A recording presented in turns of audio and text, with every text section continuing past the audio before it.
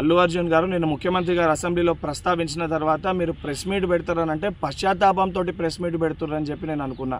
ఎందుకంటే సంధ్యా థియేటర్ సంఘటన జరిగిన తర్వాత ఆ సంఘటన మీ దృష్టికి వచ్చిన తర్వాత కూడా మీరు ఈ రకంగా మూవీ ఎప్పటివరకు చూసిర్రు, ఎప్పటివరకే క్లాప్స్ కొట్టిర్రు, వెళ్ళేటప్పుడు మీరు అభివాదం తెలుపుకుంటూ వెళ్ళినరా లేదా మీరు ర్యాలీగా వెళ్ళినరా, చాలా క్లియర్గా ఫుటేజెస్ కనబడుతున్నాయి.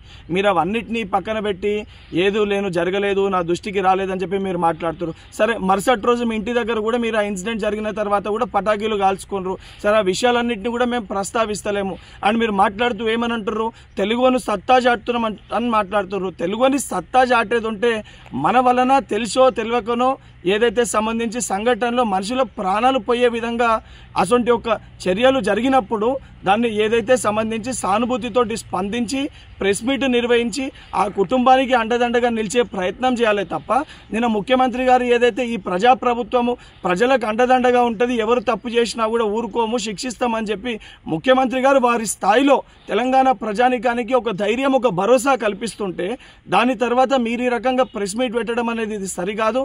ఇప్పటికన్నా మీరు మాట్లాడిన మాటలపైన మీరు ఆత్మవిమర్శ చేసుకొని మీరు మాట్లాడిన మాటల్ని వెనుకకి తీసుకోవాలని చెప్పి డిమాండ్ చేస్తున్నా.